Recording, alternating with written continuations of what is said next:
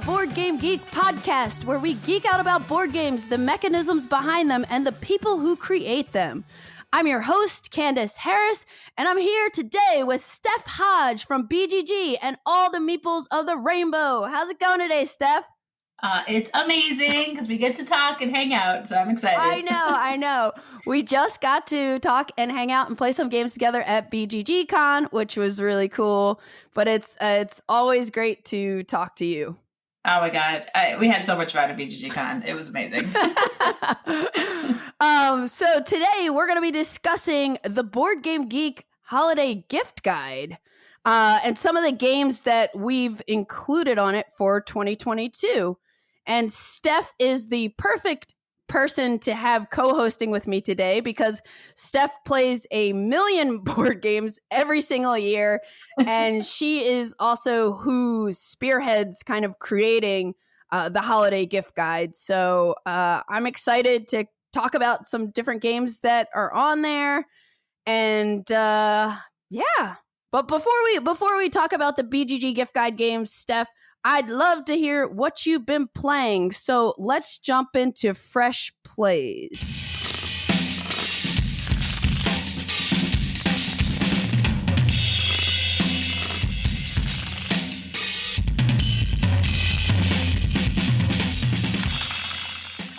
So at BGG Con, back to that, I feel like we're going to be talking about some of these games on this podcast, but I had the privilege of learning Mosaic, a story of civilization from Aldi himself. Cool. BGG Aldi. And he's been so excited about this game. He ended up teaching it 3 times during the con. And I was fortunate to be one of those plays. And I fell in love with it right then and there. Last night, I had my second play of it as well. This game is designed by Glenn Drover, published by Forbidden Games, and plays 1 to 6 players. And if you're not familiar with it, it is a card drafting, engine building Civ game. And I love Civ games. So I was very excited to play this and get this to the table. It is a beast. The game is sprawling. Tons of cards. It's huge. However, the actual gameplay is fairly simplistic and straightforward, which is great. So if you're looking into it, don't be like thrown off by like, oh my God, it's too much for me. It's too big. Because it is not that challenging for a Civ game, which is refreshing, if you will. Yeah, I got the opportunity to demo Mosaic at Gen Con. And I played a 3-player game, and I was really impressed with how streamlined it is. And it's Glenn Drover, so he took that like Raccoon Tycoon formula of just quick turns. Like everything you do on your turn is pretty quick. And I love the card drafting. And just even at my 3-player demo game, I mean, we played for like an hour and a half or so, but even at that game, we didn't want to stop playing. It was very engaging and just really smooth once we got the hang of it. And it's nice to have a civilization building game that you can play in like 2 hours, right? Exactly. We played last night in 90 minutes as a 2-player game. So that just goes to show it can go very quickly. Even with more players, the turns are so fast and you're working through these decks of cards that will trigger like empire scorings. And so once the 3rd empire scoring is triggered, that will be the end of the game. But there are other ways where the game can end as well. With achievements and everything. So, but what's really great about this game is how the card technologies work, because you're gaining these technologies, but it uses a tag system. So if you're familiar with games like Terraforming Mars, they have those tags on the top of the card. So you're collecting these different tags, which will give you better benefits and possible extra scoring at the end if you collect projects and stuff. So I love the use of the cards. It's very streamlined and it works incredibly well. Cool. Yeah, this is one that I've been kind of looking forward to playing a full game of, and I was hoping to try to do it at BGG Con, but it never quite worked out because I was just playing a bunch of different games with other people. Cause you needed to hang out with Aldi because he was teaching. I missed it. I'm gonna have to fly back to Dallas and get that teach. Yes. No, it's such a fantastic game, and it will easily be one of the contenders in my top of the year at the end of the year. Ooh, awesome. It's a wonderful game. Awesome. Yeah. Well, I'm looking forward to playing that. But recently, I've had the opportunity to play a couple games of John Company's second edition, which is a new big Cole Whirly game from Whirligig Games. It plays with 1 to 6 players, and it's a negotiation and economic historical strategy game. Emphasis on the negotiation, because there are a lot of negotiations to be had in each game of this. But in John, I've never played John Company first edition, by the way, but okay, I was gonna ask. Yeah, no, I haven't played the first edition. I own it, I have it in shrink, and it's just for me right now just a collector's item. Like I'm a big fan of Cole Whirly, so I also have like PAX Premier first edition, which I still haven't played, but I really want to, because I know, it's a bit different from second edition. And yeah, I want to eventually play it, but either way, I want to own it. But in John Company, each player represents a British family in the 18th century. And we're all working for the British East India Company, which was originally established, I think, back in like 1600 to trade in India. And we're trying to use the company for our own personal gains. And this game, it's not about being the wealthiest at the end of the game, but it's all about where your family's reputation is. So each turn, you may get the opportunity to have some of your family members who are working for the company retire from their company positions, and then they'll get the opportunity to establish estates. But you do need money for that, because the fancier the estate, the more money you need to spend, but the more victory points you'll get. And this is a game where the most victory points wins. So it has multiple different scenarios, but I've only been playing the 17-10 scenario, which is 5 rounds. And so the game will end after 5 rounds, or should I say, the game will end after 5 rounds unless the company fails. Because throughout the game, we're keeping track of the company standing. And there are ways you can tank the company. And some people might want to do that. Some people might be incentivized to do that, while others aren't. So it just every game just kind of really feels different in this game. It's just one of the things I love about it. But each round is there's this procedural process where you have all these different phases that you play through, and the game board is so well designed that you just flow right through, and it has this kind of ribbon going around the border of the board, so it's easy to know what you're doing next. There are like some keywords, so once you know how to play the game, you barely need to check the rule book, which is really cool, because I always appreciate games, especially heavier games like this, where your head is not in the rule book, but it's actually on the board, and you're engaging with other players. So anyway, so you so you go through like these different phases. Like there's a family phase where you could take one of 6 actions. You can kind of buy ships or luxuries, or like a couple of these different types of enterprises. Or you can enlist your family members into the military as officers, or as clerks or writers into 3 different presidencies, which India is kind of divided into, Bombay, Madras, and Bengal. So everybody takes a family action each phase, and then, or for the family phase, shall I say. And then there's a hiring phase where if there were any company positions that were vacated in the previous round, you'll rehire. And each card is awesome because it has on the back who makes the decision for hiring, and also who's eligible to be hired. So, everything is just like so well laid out on cards in the game board for this. It's beautiful. It's so beautiful. But anyway, then you would hire. So every company position is filled. And then you go through, starting with the chairman, and everybody in the company who has an office position or is a manager of something goes and does their action. And they have a card in front of them, and it tells them what they can do.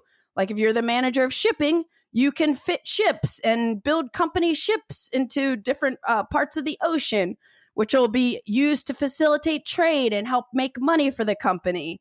You can, like, if you are the man or the head of the military affairs, you get to put different officers into the different militaries for the 3 main regions of India. And then if you're the president, you can try to do trade.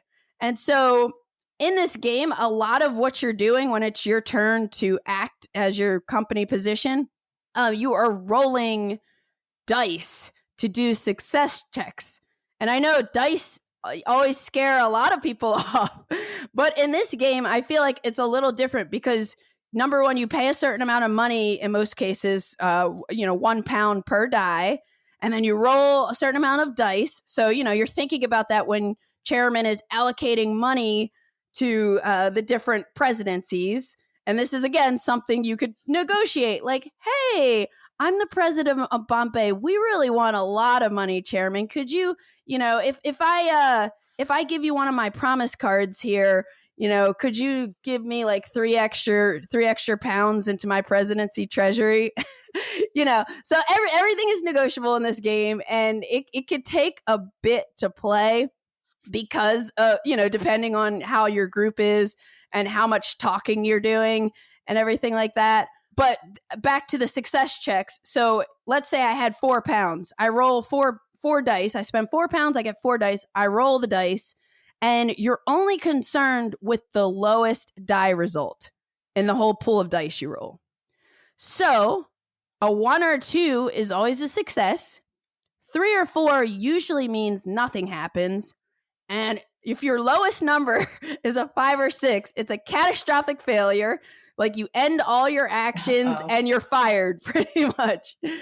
So it ends up being really fun. Like, there are lots of exciting moments. I'm somebody who doesn't mind dice rolling in a lot of different games because I like kind of the excitement of it.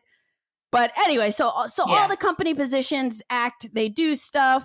There's an events phase where different activities are popping off in India, and the company has to deal with that. And then there's a political phase, which is awesome, where whoever's the prime minister will, draw a card from the parliament deck, I think it's called, and it's a law. So then they read the law, and then you have to decide if you want to pass or fail it. So, people have votes, and that reminds me of kind of the political phase in Twilight Imperium. So, without going on too much, this game is just, I've been loving it. I've played now 3 full games of it, and every game has played out completely differently because of the way you set up at the beginning. Everybody gets these cards to say what your starting positions and resources are. And that just, that varies a lot. It's just really, really exciting. And like I said, everything is negotiable. So you have to be okay with negotiation games if you're going to play this. Have you ever played either John Company, Steph? No, I just actually picked up the first edition because everybody's offloading it now that they're getting the second one. So that's why I was going to ask you if you're going to tell me the differences, but if you don't know, you don't know. Yeah, I do not know what the differences are, but from what I know, just some things were kind of streamlined a bit. And, obviously if you're making a second edition of a game, you're trying to improve some things. But, there might be people out there who prefer the first edition, which is totally okay. Yeah, there is always someone. Yeah. I feel like if I'm going to try it, I might as well just pick up the first edition and see. I haven't really played a full-on negotiation game, so I'm not sure what I'll think. I think it's a ton of fun because you can also kind of get into role playing a little bit with, I always play green, so I'm the Walsh family. And, like the last time I played, I think the Larkins family, they were kind of like uppity and they came from money. And, depending on which group you play with, you kind of get into it. I mean, I would also say, like, Cole Worley's designs in general are, always unique and a little bit different feeling, which I really appreciate. And I will say, too, this game definitely explores like themes of imperialism and globalization in the 18th and 19th centuries, and basically how those developments were felt like domestically. And that might not be something that everybody is down to explore in a game. But personally, like, I have been just loving exploring history through board games. And even like I can't remember if it was one of Cole's designer diaries or what, but he recommended this book, which I picked up, called The Anarchy, the East India Company, Corporate Violence, and the Pillage of an Empire by William Dalrymple. Yeah, William Dalrymple. And I haven't read the whole book, but I love how games kind of get me, someone who did not like enjoy history in high school or growing up, but now games are getting me into reading history and, kind of like learning more about it. So anyways, that is cool. Yeah. So that is John Company's second edition. I'm really excited to kind of explore more of the other scenarios. Oh, I didn't even tell you about the blackmail cards that are in there, but oh my goodness. there's so much. So Steph and I both played Deal with the Devil recently at BGG Con. Yes. Which is a new release, 2022 release from Matus Kautry, and it's published by Czech Games Edition. This is the designer who created Alchemist, which is, it's the same designer from Alchemist. So I figured instead of us both talking about two separate games, we could just kind of talk about our experiences with Deal with the Devil. That makes sense. We had a great time. It was like almost the closing game for us, even though we did play another game later. Yeah. But like this was like the close, because we finished the game and everybody was gone. Yeah, the Sunday afternoon of BGG Con, we cleared the room out. Yeah. Yeah. But yeah, this one is unique because you need exactly 4 players. Yeah. And it's balanced for 4 players. You can't like, I could see an expansion with a 5th player, but you really need the 4 players. Like, because someone's a devil, someone's a cultist, and there are 2 humans. It's kind of also a trading game, so obviously you like this one. Yeah. Yeah, it's got a mix of what I don't even know if I would call it a heavy Euro, but it's more medium. I think yeah, it's not challenging. It's just a lot of steps. Yeah, it's a lot of steps, and some things are different because it's basically you're mixing kind of a hidden roles game with a medium weight Euro game in a fresh way, which kind of can initially seem complicated and complex and heavy. But once we started playing, like after we finished our first round, we're like, oh, that's it?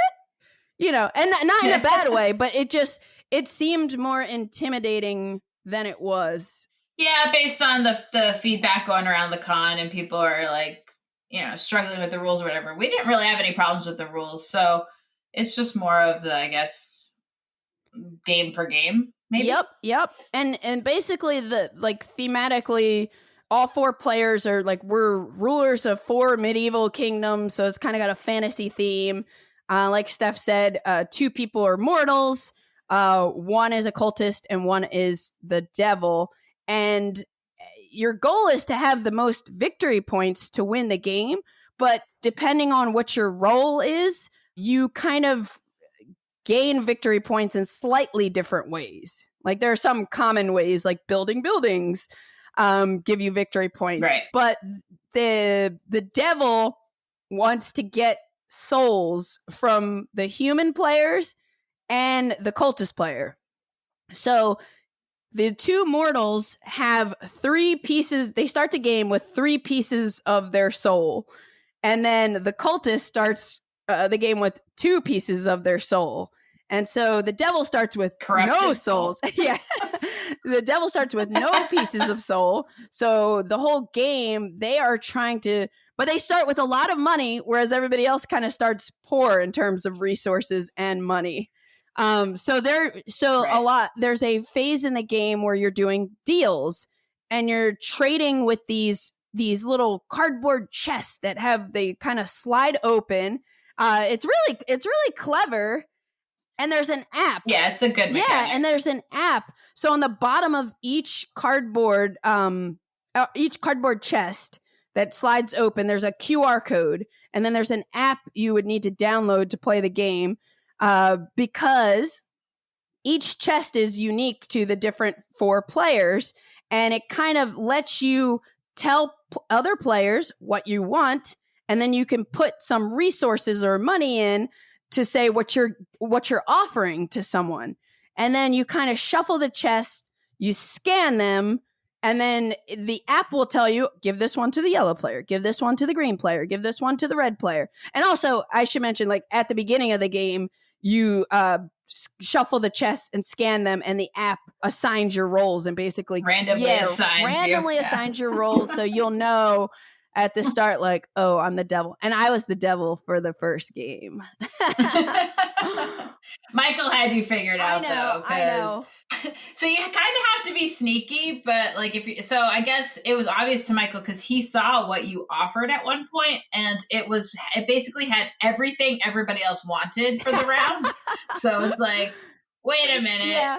If that person wants this, and that person wants this, and that person wants this, then that leaves Candice. You definitely, especially for your first game, this is definitely one where your first game is a learning game, because we were definitely kind of figuring out like what we should be doing and what we shouldn't reveal and should do. But yeah, like if you're the devil in this game, you start with, I think, 8 coins. And everybody else starts with like 1 or 2, and there's a loan and interest. Yeah, it's not. Yeah, much. And there's a loan and interest system. So I was in debt the whole game. Yeah, which kind of made it obvious that you weren't the devil. But like, you know, when you get more experience with the game as the devil, you should take some loans to make people not realize you're rich. Absolutely. You know, there are things like that you'll kind of pick up. But you basically play 5 rounds. There's a production phase. You get some resources, and there's a wheel that rotates every round. So each round, you're kind of getting a different set of resources and money. And that's just a quick phase. Everybody just does it simultaneously. And then there's a card phase. You get some building cards and an event card. And then there's the deals phase where you trade, put stuff in the chest. And you can also signal to other players with what you're looking for, which I guess I gave everyone what they were looking for when I was the devil initially. I didn't see that offering, but I also wouldn't necessarily in my first game have come to that conclusion. I would have been like, oh, that's a lot of stuff. Cool. I wouldn't have like looked around and been like, So Michael was on it. I was like just trying to figure out what I was doing. I'm like, what am I building? Oh my God. And then there's an actions phase where we're doing like kind of Eurogame stuff. You can build buildings. You can hire, what were those? Courtiers, I think they're called. Oh, yeah. And that's kind of just for like a set collection thing with the tags on buildings where you're working to, complete these achievements, which help increase your production, give you some victory points. So there's like a lot of kind of Eurogame stuff like that. Oh, and I should mention too, we draft cards. So each round when you get cards, you will keep 2, pass 2, either left or right, depending on the round. I also want to mention that you will use every card every game. Yeah. So that is that is probably something to be expanded on in the future, Mike. Yes. But it's also in the meantime now, as you kind of get familiar with the game, I could see where it could get boring at some point, but it's everything that's out there, which could be helpful, maybe. I don't know. Yeah, it's just so there are a couple buildings that give automatic points. So I know Matt had one that gave 2 points for 3 rounds, so he got 6 points from that. And then Michael had the one that for 3 points for 2 rounds, and that's 6 points. I'm like, that was a huge advantage. Yes. And the building itself was worth 3 points. So that's like a 9 point. That was 9 of his 19 points. Yeah. And so probably in the future, anybody who gets that in their starting hand they're not going to pass that, those buildings. Well, oh no, stuff that gives points I would never pass on. Even if I wasn't going to build it, I would keep it. But yeah, and then there are these event cards, which they have these like thematic events where you can choose to, if you want to play the event card, they're optional. You can play the good side or the bad side. And the bad side is like, there's a reputation track, and that keeps track of everybody's reputation. So you can lose reputation to like get some resources immediately, or you can spend resources to gain reputation. And after the interest phase, there's a reputation phase where we see who's got the highest reputation, and they get some angel wings, and angel wings are good. And then you don't want devil wings. I learned that too. But then there are also these two special phases that only happen on occasional rounds in the game. There's a witch hunt, and then there's an inquisition. And the witch hunt is where you guess, or where you make guesses at who you think the devil is, pretty much.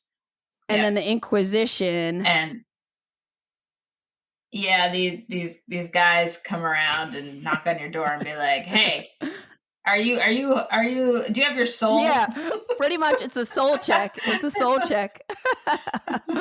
Soul check. But anyway, I thought, I think it's a game. I think it took us about three, maybe 3.5 hours as we were kind of fumbling through rules, like learning and playing for the first time. Yeah. But I think this game could be like 2.5 hours when everybody knows how to play. Yeah, I mean, you played it a second time, so did it go faster the second time? I did play it a second time, and I wasn't the devil the second time, but I think it did go a little bit faster, but I still think with new players, it's kind of, I had 2 new players and Matt played again. This time Matt was the devil, but I had a really good time, and, but both the new players enjoyed it too. So this is definitely one I want to keep kind of playing a little bit more, especially I want to see how it feels when everybody knows how the game works. And then you can really kind of like lean into the social deduction part. Like, ooh, I got a chest that had XYZ in it. What does that mean? I think Steph's the devil. Right, exactly. Exactly. I do think this game won't be for everybody, but I do think it is an experience game that people should try and see if they like it. Yeah, because it's very unique. It's very unique. It's very unique. I love the way the app is used for randomizing the chests. I like a lot of what's going on in this game. I'm not good at lying and being, if I had to be the devil, I would be like, oh my God, what do I do? But I cross that bridge when it comes, I suppose. Yeah, I was kind of like, oh, great. And we had someone there sitting at the table who had played it before helping us. Whitney, was it? Yes, that was really helpful because on my very first deal phase, I put way too much stuff in my chest to like offer for a soul. And I tapped him. I said, hey, can you check this out for me? And he's like, no. And he pointed to me to like take out about 5 things. And I was like, okay, cool. So there are things you're going to have to kind of learn while you're playing your first game. And then the second game, getting those early souls could be good for you though. So, it's one of those, where's the balance of trying to get that early soul? Because the more you can score for it, the better. Yep. And it's also, again, a game that I thought, when I got a rundown of it at Gen Con, I was like, wow, this sounds really interesting and hard. I was, slightly intimidated by it. But then once we played it, it's like, oh, this is not that hard at all. I think it just takes that first game to kind of see what it's all about. And then I think it's quite well done and easy to get into after you played a first game of it, I would say. But absolutely. Anyways, that is Deal with the Devil. Shall we talk about some holiday gift guide games? I think that sounds wonderful. Cool. Okay, so Steph, again, you play so many games, so you seem like the perfect candidate to kind of be the person on the BGG team who kicks off, you know, the BGG holiday gift guide each year. How long have we / you been doing this? And, you know, what is it all about for people who don't know? Well, I have been doing it. I think this is the 3rd or 4th one that I've done. I can't remember if I did it 4 years ago, but I know I've done the last 2 and this year's as well. I started it because other sites were doing it. I'm like, you know what? BGG should have a gift guide. It makes sense. Yep. And I can definitely run this thing because I've played enough to make recommendations. So it usually starts with Steph bringing a list, and like, you know, there are all these different categories. Yeah, so originally I started, I'm like, okay, some sites have just like top 10 games or stocking stuffers. So I'm like, let's just do a whole bunch of categories. And then I would make all these categories. And some years I have different categories. This year I added a couple and took out a couple from last year. So it's just a matter of what games I think are available and, you know, what I think people are looking for. So it's just a matter of that. And I write it all up, and then, you know, I have the BGG team take a look at it. And normally they don't change much, but Aldi always throws in one thematic game. Yeah, I mean, you usually pick some winners from what we can all tell. So that's really cool. And I just want to add, like, even though this is called the holiday gift guide, I don't even really think it's limited to the holidays. Like, if you're shopping for someone, no, it's just any time. If you're shopping for like a birthday gift for someone, or one thing I like to do nowadays, if I get invited to a friend's for dinner, you know, instead of bringing like wine or pie or something like that, like I'll bring a game to give them. Usually like something from my collection just to kind of pass on and help me cull my collection a little bit. But I mean, that's really sweet. Yeah, like that's I think nice. I'm all about spreading the love of board games with other people. And, you know, I don't know. So I think a lot of the games on here are just great for all year round gifts. So agreed. And they're like, you have topics for modern classics where you have stuff like Ticket to Ride, Carcassonne. There's co-op games, card games like Scout and Village Rails this year. And then there are thematic games, roll and rights. Roll and rights have their own category now because there's so many roll and rights and there's popular. So many. They're popular. And then you have like heavy games that are great for 5 and 6 players, which, you know, there are people that have bigger groups that need those recommendations, like what plays well at these player counts, you know? And not just party games, right? For what it's worth in that category. Yeah, exactly.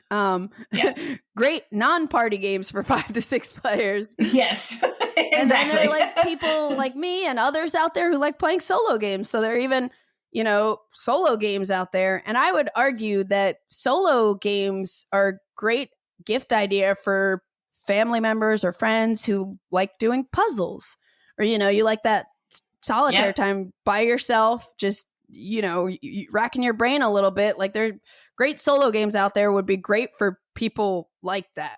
Absolutely. But anyways, we picked a few categories off the list so we can kind of talk and just highlight some of the hookiness of some of this year's picks. So I guess we could start maybe with the family and new gamers list. I mean, I feel like this is a great place to start because you're often, if you're buying gifts, you might be buying gifts for people who aren't necessarily all the way into board games and are just learning or just getting into it. So these are great, like, games that are beautiful, have great production or whatever, and are just easy to play and are fun to play with any kind of game. Yeah, and they also, you know, along with that accessibility, they also play in less than an hour. So, which is, again, another thing that's helpful for people to kind of get into modern board games. So, so Splendor's on the list. Splendor is from 2014, and it's still a banger. It's designed by Marc Andre and published by Space Cowboys.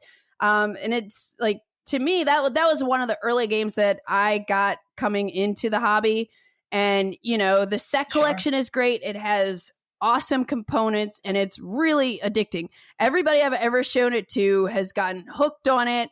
and just kind of like wants to play it all the time. Especially, you know, my lighter gamer friends before I even had gamer friends were just, you know, just eating this up. So Splendor is always a good one, and it made it on the list this year. And now there's a Marvel edition. Yeah. So if you want to get the Marvel edition, for example. There you go. Whatever the person you're giving the gift to is into. Exactly. And then there's also Azul is on the list, which is 2017 Michael Kiesling and published by Next Move Games. You know, Azul is just another banger, just an awesome abstract strategy puzzle game that has great components that look like Starburst. Don't eat them. Do not eat them. But yeah, Azul is another. Unless you use real Starburst in place of draft and eat them. But yeah, Azul is another game. I mean, and these are both games that didn't even come out this year, that are just like on their way to becoming classics at this point.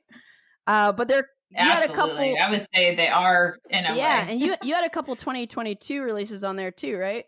Yes, I added Yak, which is 2022. It's so cute. I'm really. I don't know if you've seen pictures, but if you haven't seen this game, it's like, yeah, it has amazingly adorable Yak figures. But it's designed by Michael Liu from Pretzel Games, and this is another like a simple set collection game where the production is just like over the top and awesome. You're collecting these bricks to try and you're collecting these bricks to build a pyramid and try and get sets of the different colors in your pyramid, but you're using resources as the yaks go around to try and grab from their carts. It's super cute and it's very light and simple, and you're trying to, you know, fill goals and stuff. So I think people will really enjoy that one. The next one. Oh yeah, I was gonna say. Yeah, I was just gonna say. Yeah, I saw that on at Gen Con on the tables, and it is just so cool looking. I just want to touch that. It is chunky pieces, right? Super cool looking. Chunky pieces. Very chunky. Yes. The next one is Akropolis from Jules Massaud at Hijinks, and this game blew me away. It's been blowing everybody away that's been playing it. I first played it in April, and it's a tile placement game, and you're just like building up a little city. I can't say it's like the most attractive game, but the way you're playing it is just, you're thinking constantly on how you can make your city bigger and better. It's just very simple, plays in like 20 minutes, and it's a nice tiling game. I would say it's a great way to introduce like other like tiling games. You're building your own thing, so nobody's interacting with you that way, but you're drafting these tiles in a certain way that's where the interaction is. So, Michael wants that tile, I better take it. So I can, that you can start thinking like that. But it's a light game, and it's nice. It's cool. Great. Yeah, I still have not tried that one, but I've heard nothing but great things. So. Yeah, that's cool. And then Qwixx is on there, which is a 2022 release designed by Kevin Hamano and published by Floodgate Games. And Qwixx, I actually saw this one at Gen Con 2021 and thought it looked pretty neat. And I picked it up at Gen Con 2022. And it is a real-time cooperative game where you're playing kite cards and flipping sand timers that match the color of the kite card you're playing. And you have to keep all the sand timers going or else you lose the game. And it's just so fun, and it stresses me out a little bit in a good way every time. I start playing it, like when at Gen Con, I played with Amy and Maggie from Thinker Themer, and it was one of those games where we were about to call it a night, and we're like, let's try Qwixx, and all of our hearts were racing.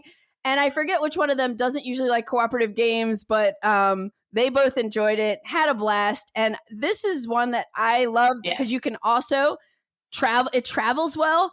I just throw those sand timers in a big baggie with the cards, and I can just take it with me and just break it out quickly and easily, while you're waiting for your food at a restaurant or something like that. So yeah, it's very quick. It's very nice. I've also played it with several different groups. And one group we've tried multiple times to win and we didn't win. The other group we played and we just boom won. You know, it's like, so it totally is dependent on the group on how you do. But it has that, like you said, stress factor, but in a fun way. And you know, in 10 minutes the game is over and you win or lose and you play again. Yep. And so it's Yep. And then there's Cascadia, which I've actually only played Cascadia once, and that's a 2021 release from Randy Flynn and Flat Out Games, and it was actually the 2022 Spiel des Jahres winner. But it's a puzzly kind of tile-laying game with a nature theme that's nice. I mean, you probably played it more than me, Steph, I would presume. Oh yeah, sure. I've played it several times.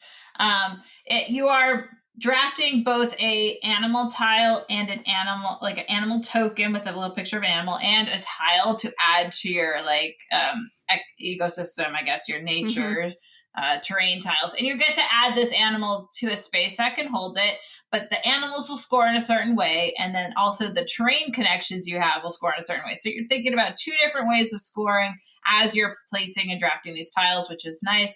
It's not too challenging, and you know, it's another good starting point for this is a tile laying game as well as Akropolis, but it's a different, I would say it's like a little step up from Akropolis. Akropolis is fairly more straightforward. This has multiple ways of scoring different animals and landscapes, but it's nice. It's elegant. It does what it wants to do, and it does it well. Yep. Hence the reason it won the Spiel des Jahres. It works. I agree. It works. And then yes. in the stocking stuffers category, so these are smaller games that could fit in a stocking, but also I like to call them purse games because you could put them in your purse and take them anywhere. One of them on the list is Star Wars Jabba's Palace, a love letter game. And this is a 2022 release from Justin Campaignen and Todd Miklish from Z-Man Games. I probably butchered those names. But it's basically, if you've ever played Love Letter, the card game, it's a Star Wars love letter game. And it has some different scoring objectives you can play with, but it's got cool characters from Star Wars. So if you're a Star Wars fan, or you're looking for, or if you love a love letter fan, like this is a cool one to check out. It plays quickly and easily. You know, you draw a card on your turn. You have one card in your hand. Then you draw a card and then you play one of those cards. And you're trying to kind of eliminate all the other players or, you know, achieve whatever the scoring objective it is. And it's a small game that's just a great stocking stuffer, especially for the Star Wars fans out there. Yeah, maybe we can get some gamers out of these like IP games. Yeah, you know? Yeah. Bring them in any way we can, right? Yeah, exactly. And then there's also Star Realms is on there, which is a 2014 release from Robert Doherty and Darwin Castle and Wise Wizard Games. So Star Realms is a 2-player, quick-playing, outer space combat deck building game. Again, this is another one. I think you could play Star Realms in about 20 to 30 minutes, you know? But it's, again, a small box with a lot of fun game in it. I love recommending this one. I think it's fantastic. It also is available on the app, which I use a lot, and highly recommend it in both forms. I think it's a really nice deck building game. Yep, I totally agree. So the next one on the list is Qwixx. Most people have heard of Qwixx at this point. It's from 2012. Stefan Benedorf. Newest edition, I guess, is Nuremberg. But it's also Game Right. So newest edition is Game Right, which is the one you can get nowadays, I guess. And so Qwixx is just an easy dice roll and write game. And you are trying to fill up the different rows. It's a simple roll and write game without too many rules. So I brought it to almost every Christmas and we always play it and it's always a hit. So this is why I kind of consider it, a great stocking stuffer, because it's great for families and even non-gamers. And it's easy and it makes sense. So I feel like this should be a staple in most people's collection anyway. So. Oh, cool. Well, I have never played it, actually. You like the big, heavy stuff. It doesn't surprise me, but I do recommend it. Okay, cool. I'll have to check it out sometime. And then we have The Mind. Of course, how could we not have The Mind on the list? I love it. Yeah. So it's a 2018 release from Wolfgamewarsch and published by one edition is published by Pandasaurus, and then I think the newest one is Nürnberger. But it's a cooperative game with a deck of cards that range from 1 to 100. I don't remember if there's a 0 or not. And you get a hand of cards, and you're working with your team to play cards in ascending order without talking to each other. It's just a magical game. Every person I've gifted this to has just, gotten hooked on it, just like I got hooked on it when I first discovered it. So I think, The Mind definitely is a great stocking stuffer game for this list. Oh yeah, it's simple and it's co-op, so it's good because you're working together as a team to get something done. Again, really good for possibly non-gamers to just jump in and play, because you just give them a hand of card. Let's just play, see what happens, and then it all makes sense by the end when you lose. Yeah. Exactly. You learn from losing. and then the next 3 on the list I have not played before, so I'll let you cover those. Sure. Dandelions 2022 release. Takashi. Oh my god, I'm so bad at names. I'm sorry. Saku. I don't know. From Board Game Tables. I know that much. And it is a game for 2 to 3 players. It's a quick dice game where you roll dice and you want to try and have your dice positioned on the different petals in a way that will score you points at the end of the game. So it's very light, but it's tactical. So it's a really beautiful little game in a small box. Nice. The one after that is Bag of Chips 2021, even though I think it was just released this year in the US, from Mathieu Albert About and Theo Revere from Mixlore, and Blue Orange. Yep, I think it is Blue Orange also in the States. Yep. So this game is a push your luck game, which I love because I always lose them, but it's just fun to push your luck anyway. And you have these little tokens that are kind of shaped like chips, and it comes in this bag. It's like actually like a chip bag, except it's better quality because it has to survive in as its quote unquote box, but it's a bag. And so you're pulling these chips out, and then you have this hand of cards, and as the game goes on, each time you pull more chips out, you're gonna have to discard cards. You end up with 2 cards.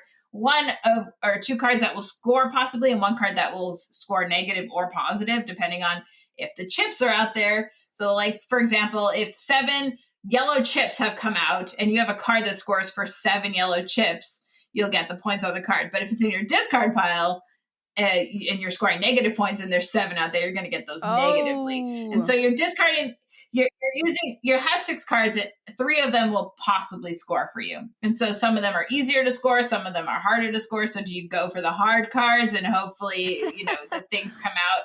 And so as you go, more chips will be pulled out. And so you can kind of gauge how it's going to go. It's just a load of fun. And I've had nothing but a blast playing it. And it's a very small game, and it will easily be fun for anybody, I think. Awesome. Yeah, I've heard great things about this.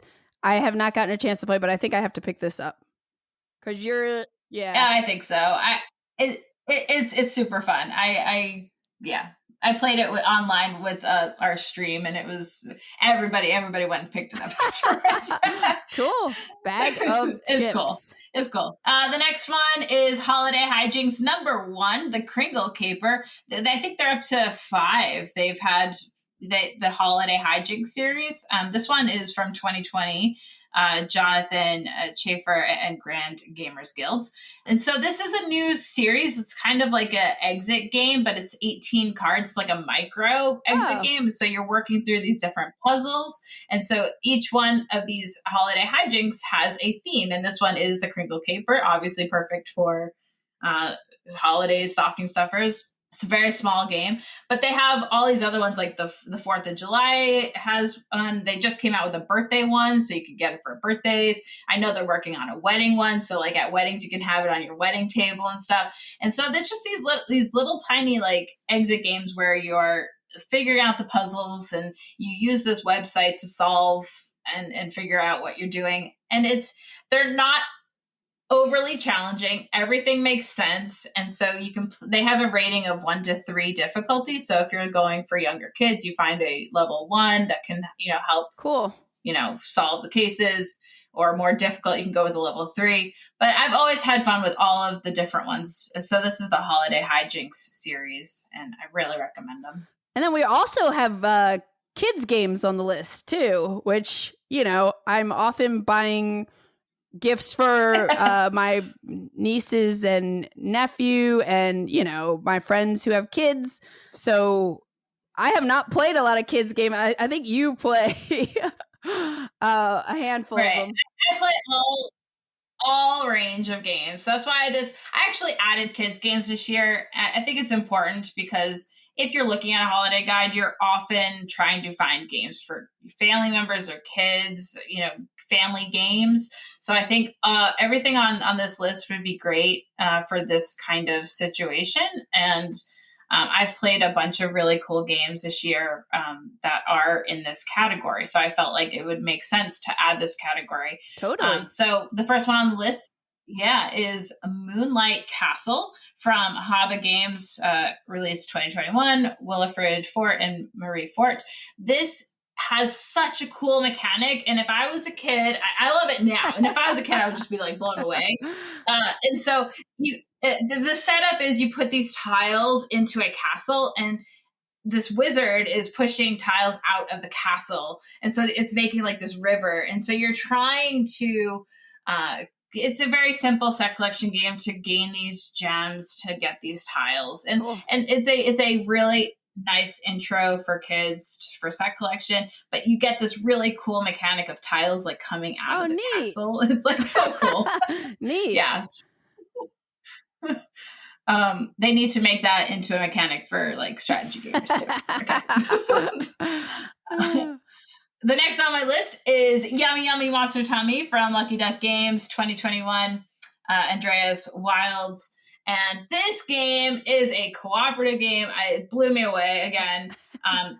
Lucky Duck always has these cool apps that you use, and this one works perfectly because the game is you're trying to match the color of the monster on the screen, and everybody has to throw in a card from their hand that has a color. So if you're looking for a blue, well, hopefully, I have a greenish color or blue color. Maybe somebody else has a blue color, and we all have to like throw in these cards to we're feeding these monster to try and match his color.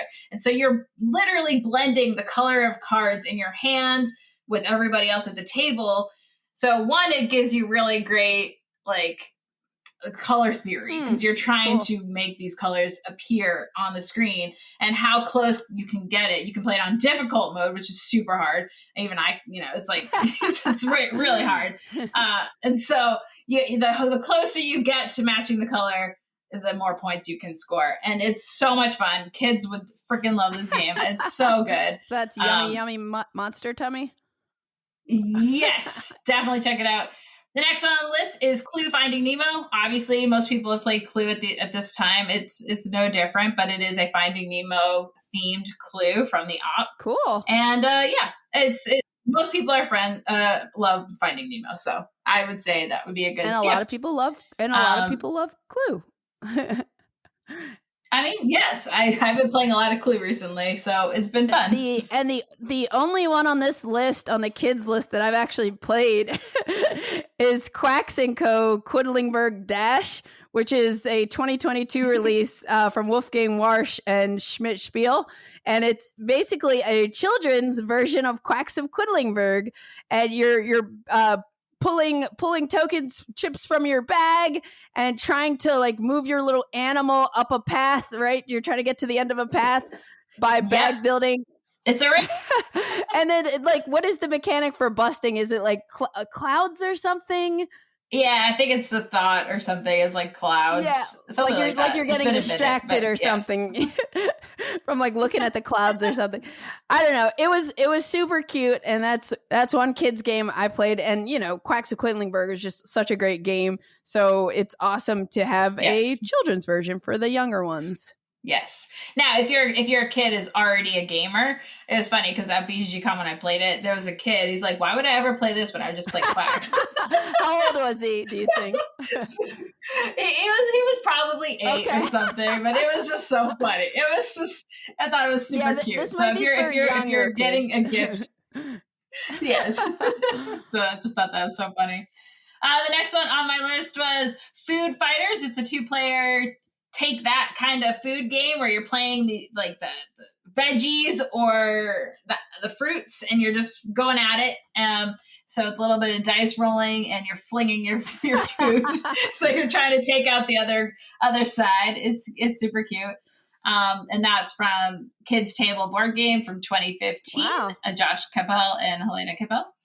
Yeah. And then the last one on this kids game list is Disney Happiest Day Game 2022, Prospero Hall and Funko Games. They have been knocking out of the park over at Funko and just coming out with tons of games. They have a lot of Disney line games, but this one has a super cool board because it's the daytime and then it's the nighttime. Ooh. And so you're going, if you've just visited like Disney World, this is like perfect because kids will remember the trip that they've had. So cool. if you've gone or if they just love Disney in general, this, it's just fun. It's super light. You have a spinner that you spin and collect balloons to move around the park. So yeah, it's nice. Cool. And then over in the 2-player games category, first one on the list I have is Targi. And Targi is a 2012 2-player worker placement game that works so well from Andreas Steger and Cosmos Games. And you basically have a 5x5 grid and you place your meeples on the borders of the grid, and you can never place a meeple in the same row or column where your opponent's meeple can see. So it has this real kind of like puzzly, interesting worker placement for a 2-player game. You're collecting resources and then you're building this like tableau of tribal cards in your display. It is such a fantastic game. It came out in 2012. 10 years later, it's still just super, super cool. So that's Targi. Yeah, it's definitely for I would say a gamer who likes 2-player games. Not necessarily for somebody who's just getting into gaming, but not to say it's not either. Right. But it's a really cool game. Quarto is next from 1991, but wow. I just played it this year, and I was totally impressed. From Jigamick and Blaise Muller, it is a take on Connect 4, if you will, or like you're trying to get 4 in a row, but all the different shapes, these wooden shapes and pieces, they have a color, they have a certain shape or a height to it. So you're trying to connect one of these things in 4. And so you're placing this and you're like, okay, did I set them up for success or am I setting myself up? So you're trying to think about how to place these things, and you're not a particular color. You're just placing these pieces. You choose whatever piece you want and place it wherever you want. Also available on Board Game Arena, so you can try before you buy. Cool. Quarto. The next one is T for Two, 2020 release, Cedric Chabusit and Space Cowboys. This was really cool. It's a push your luck kind of Alice in Wonderland themed game with a little bit of set collection. You're just trying to collect all these different points. I thought it was whimsical and just fun, and so it was a hit for me. The next is It's a Wonderful Kingdom 2021, Frederic Giraud from La Boîte de Jeux, and I think it's available from Lucky Duck in the States now. And if you've played It's a Wonderful World, you'll be familiar with the concept of what's happening in this game. But what they do is they change up the drafting mechanic a little bit. So it's almost like a I split, you choose mechanic. However, when you split, if I split for Candice will take one side and the other side stays, and she's going to have to add to that side. Then I choose for my turn. Interesting. it's a really, really well done. I was very impressed, and there's different modules you can play with that as well. Fancy that it's both a keeper for me, this kingdom, and world is a keeper, because they are very different, but they offer a great gameplay. Next is WolfWalkers, My Story. I think it's available on Amazon right now from Value Add Games. No. So it's one of the things where if you've seen Apple Plus movie WolfWalkers, you might have heard of this game because you'll be looking for things related to it. Last year, WolfWalkers came out as a movie on Apple TV, and it did very well, and it's a very, very well done animation. Oh, cool! I loved it. It's beautiful, and so I saw this as a game. I'm like, oh my god, I have to play it. So Michael didn't know the movie at all, but I introduced this game to him, and he liked the gameplay. It's very simple card drafting. You're building up your tableau of cards to score points and collect symbols. It's fairly straightforward, but it's elegant and nice. And obviously, if you're a fan of the movie, this would be a great gift. Awesome. And then the Mirroring of Mary King is on there, which is a really unique one from Jim Felly and Devious Weasel Games that came out in 2022. It's basically a duel game where one player is a mortal and the other is the ghost, but you're both Mary King. So one's living Mary King and ghost Mary King, and you're using control cards and power cards playing against each other kind of exerts your influence on Mary King's psyche. So the Mary King there's like a grid of tiles kind of that show Mary's face, and you can flip them over where you'll see part of her looks like she's alive, part of her looks like a ghost. And so you're kind of fighting back and forth to try to get her these tiles to show her in the form that you are, if you're the ghost player. So the theme is, Jim Felly is the designer of Cosmic Frog, and he just comes up with these like really, really unique, odd games. So this one is a great 2-player game, especially, again, if you're looking for something that has a different theme. Check this one out. I'm glad that you've played this. I think it's really a great, it's like an abstract game because you're trying to manage your cards and make the board in your way. So I was impressed by this one, and I played it several times. Yep. So it's pretty cool. And that is the Mirroring of Mary King. The next on the list is Disney Sorcerer Arena, Epic Alliance core set from the OP that came out this year from designer Sean Fletcher. This is a great introduction into a battle arena type game. Everything is fairly straightforward, and you get to play your favorite Disney characters. So I think it works well. I don't know if you've played it, but it's pretty cool. No, I have not played that yet. There are a lot of the Disney games that I haven't really played. I'm not gaga for Disney. That's fine. That's cool. I'm a Disney fanatic, so. And I just wanted to throw out an honorable mention. We didn't put it on the list because we had Splendor on the list, but Splendor Duel is a new 2022 release that is for 2 players. It is a re-implementation of Splendor. Let's just say Splendor worked great as a 2-player game, the original Splendor, but this Splendor Duel is so cool, and it's just really fresh and different and tense. And it's designed by Marc-Andre, who's, the Splendor designer, with Bruno Cathala, and Space Cowboys published it. Pretty much what Bruno Cathala did for Seven Wonders Duel, or took Seven Wonders into Seven Wonders Duel, he kind of did again here, where he took Splendor and created a special 2-player version that is different, still feels Splendory, but feels very different. So I think I played with Eric at Gen Con, and it was just really good. I can't believe I haven't picked up my own copy yet, but I'm definitely going to get that. So just wanted to throw out that honorable mention. And then I guess the last category we could kind of talk about is mid-weight strategy games, because they're not too hard to get into if, depending on where you're coming from as a gamer. Yeah, so these would be great gifts for people who are already into gaming and, maybe want to branch out and try something new or a little bit heavier than the normal, like Splendor and like Castle Burgundy and stuff. So the first one on the list is First Rat. Came out this year. Gabriel Acello and Virginio Jolie. I'm sorry about the name. From Pegasus Spiel. First Rat was described to me as a race game, and I don't like to say that it's a race game because I get turned off by that. I'm not big into racing to the end, but there's ways to score points in this game. So you are getting points, I want to say. Now there is a track where you are moving up your little mice, but you're a rat and you're trying to get to the moon because it's made of cheese. So you're trying to build up your spaceship to get to the moon. And so you're going up this path and you're doing all these different things, collecting resources and building up your ship.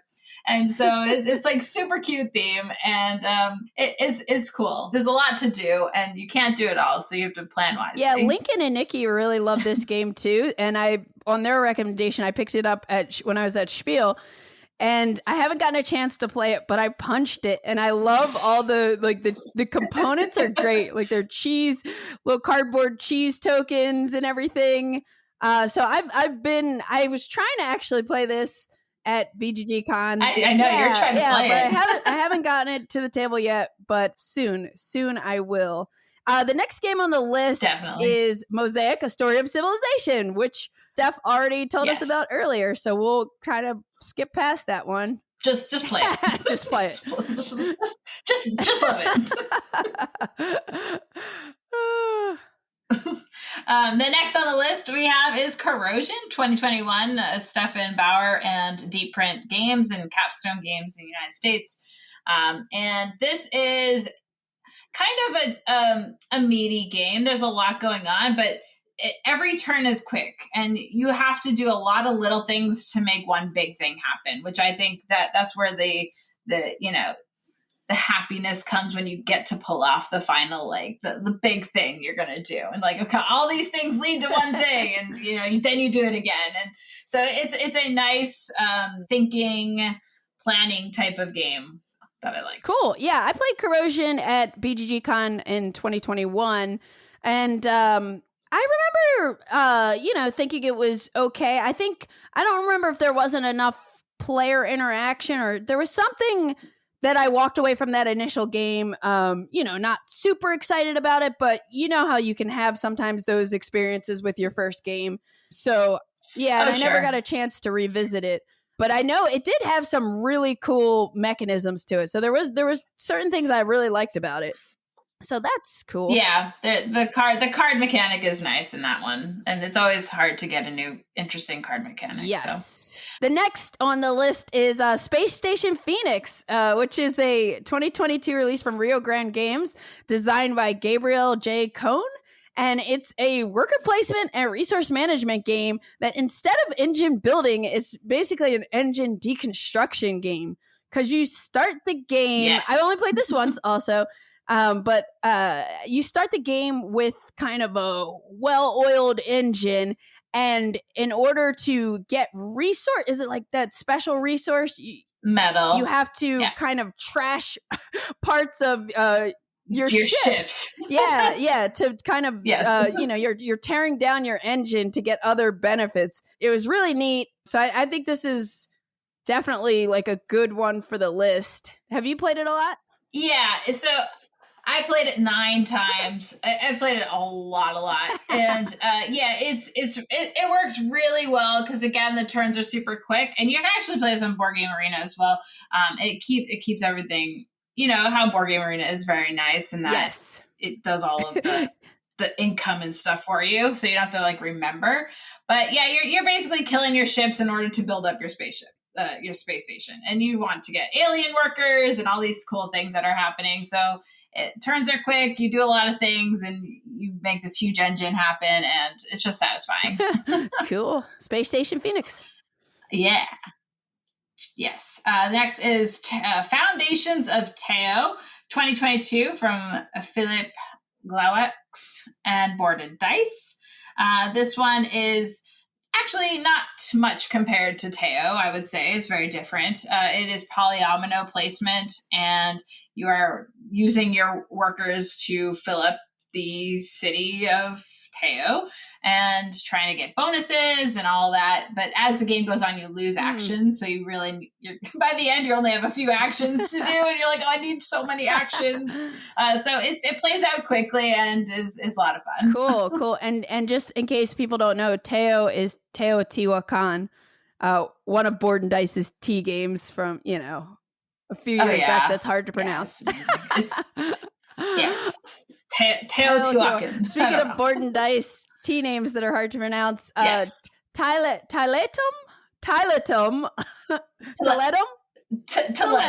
Okay. To let them know how to pronounce it. Okay. Anyways, Tiletum is a 2022 release that's next on the list from Daniela Tascini and Simone Luciano, who are the two designers who created Zulkin and The Voyages of Marco Polo. And this is a game from Board and Dice that actually Steph taught me at Gen Con. Yay! And I crushed it in that first round. Oh my God. Yeah, I'm glad I wasn't playing. I had a good teacher. But I actually finally got the chance to play this last Friday night. I finally got to play it. And oh man, it's so cool. It's got like a classic Euro feel, but some fresh elements to it. And it's so competitive. It seems like you're racing for everything. So the theme is like everybody is, merchants in Europe, blah, blah, blah. It's not a great thematic game at all. But on your turn, you're going to draft a die from around a wheel. And the dice are different colors that correspond to resources. And the number of the die is going to tell you how many resources of that particular type you get. And then what that number minus 7 is how many action points you're going to get. So if I pick up a 5 pink die, that means I'm getting 5 food, and whatever action that's associated with is going to give me 2 action points. 5 and 2, 7. Whereas if I pick up a 1 gray die, maybe I'm picking up 1 stone, but I'm getting 6 action points at whatever action it's on. And this action wheel kind of like rotates each round of the game. Meanwhile, there's like a map that you're moving your architects and like a little merchant wagon around, and you're trying to position yourself to score things and pick up these tiles, because it's Tiletum. So there are lots of tiles in the game that you're putting on your own player board, and there's a whole like set collection thing going on there. But you're racing to kind of achieve these end of round goals. And one of the really cool things about the game is the end of round goals change every game, because you're randomly putting out what location they're going to be at and what it's kind of scoring. So each game could just play out like completely differently. I felt like every single round of the game, it was one of those games where everything I wanted to do, somebody else was doing. I'm like, no, don't take that die. Oh, you took it. Like, don't do this. Oh, you took it. Turn order is so important. It's so important. If you don't have AP problems, I feel like you can play this game in like an hour and a half or something. Like, oh yeah, it can be pretty quick. But it's just, these designers know what they're doing.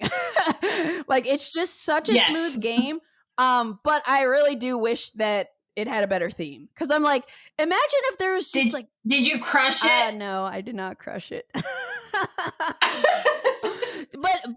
it all depends on the setup. I was getting over a stomach bug, so I'll blame it on my tiredness and not feeling all that great. but I really did enjoy, finally playing a full game of it. Again, I wish there was they thought about the theme a little bit and did something. I mean, there's still like so many cool themes you could probably try to integrate with what's going on in that game, and it just would have made it pop so much. I'm gonna be brainstorming ideas and pitch them on a re-implementation in a couple of years. Oh, good. I like that idea. You should do that. It's great. It's definitely a contender for Game of the Year for me as well. It's cool. And the last game is another game you showed me. I know, it's so fun. I'm so glad we played this one too. It is Wonderland's War. Yeah. Battle Quacks. Pretty much Battle Quacks. 2022. Yeah. from Druid City Games, Tim Eisner, Ben Eisner, and Ian Moss. It is a fantastic chip bag building game with the Alice in Wonderland theme, which I super love. The amazing artwork, So just amazing. production all around is Yeah. just amazing. There's a lot kind of going on, but once you get into it, it moves along quickly. So it can be a little bit daunting for new players to get into, but once you get there, or if you have somebody teaching that knows it, I think it would be fine. Especially if you already love like Quacks of Quedlinburg. For me, this is a superior game just because I like pushing my luck and trying to see what other people are doing. I like the idea of a battle Quacks competing for areas, but you don't know what you're going to pull from your bag. So hopefully you get what you want. I agree. Like I love Quacks of Quedlinburg, and I've introduced a lot of newer gamers, and it's really easy to kind of get anybody into that game. But Wonderland's War is just so much more interesting to me. So I love that they kind of built upon that and made it a slightly meatier game. And the art and components, so nice, so cool. I love all the choices. I love pushing your luck. I love the draft. There's a tea party phase where you move your character. Oh, and we didn't even mention you have asymmetric abilities in this game. Yes. There's a lot of really cool stuff going on in Wonderland's War. But yeah, everybody's playing a different character, and you're kind of like leading a faction. Like you could play Alice or the Cheshire Cat, or who else is on there? The Queen. Yeah, the Queen and the Mad Hatter. Yeah. So and each of them have asymmetric abilities. And there's just a lot of stuff. So it kind of builds upon what Quacks of Quedlinburg introduced with the push your luck bag building element, and takes it to a different dimension by having combat, in the different regions around the board. And it's just such a cool board. It just works so well indeed. Well, that is just, some of the games. We wanted to just highlight some of the games on the holiday gift guide. This podcast episode would probably be about 5 hours if we went through all of the games in this much detail. But you can check.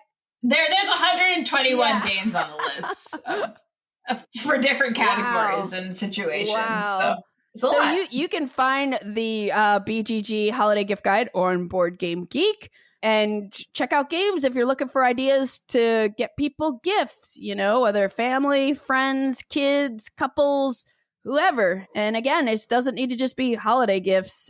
Giving someone a game for a gift is just awesome. I love getting games, except I just always get them for myself.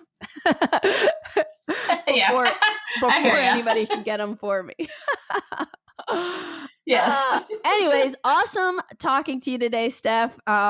Looking forward to seeing you again soon and playing some more games. And I always love when you introduce new games to me, because it is awesome. You do play the most games than anybody I know. So you're the perfect person to kind of spearhead the BGG Holiday Gift Guide. So thanks for, doing what you do.